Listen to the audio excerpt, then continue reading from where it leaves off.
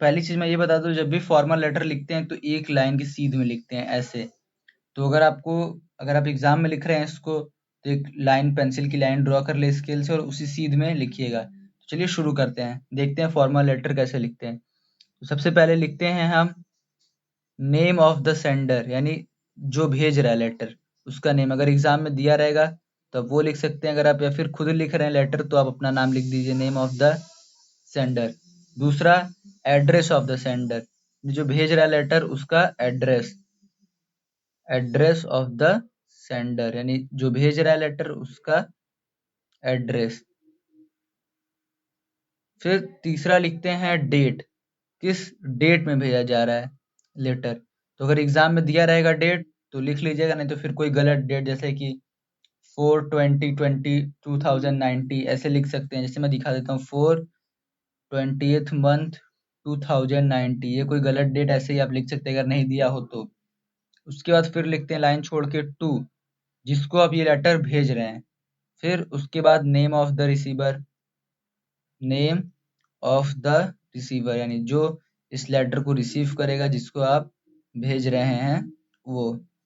ठीक है, उसके बाद लिखते हैं एड्रेस ऑफ द रिसीवर, यानी जो रिसीवर है उसका address, address of the receiver.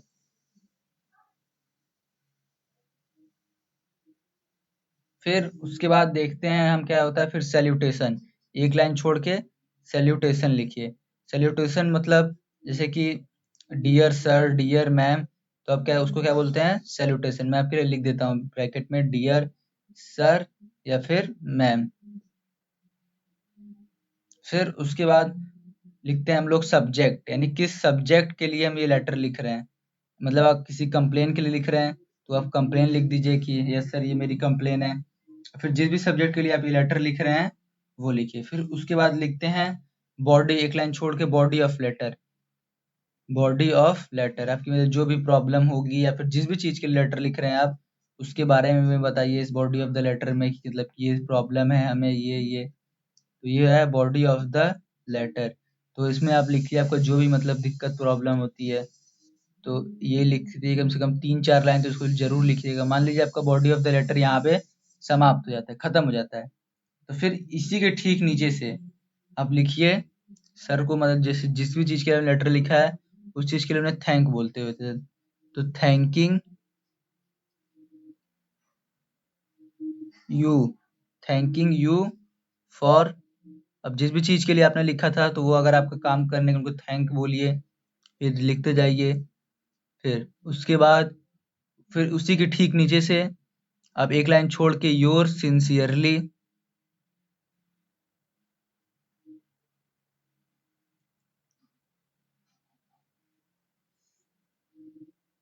Your sincerely, फिर उसके बाद आपका नेम, फिर उसके बाद अगर आपको सिग्नेचर करना है तो आपका सिग्नेचर, तो फिर यहाँ पे आपका लेटर समाप्त हो जाता है, खत्म हो जाता है।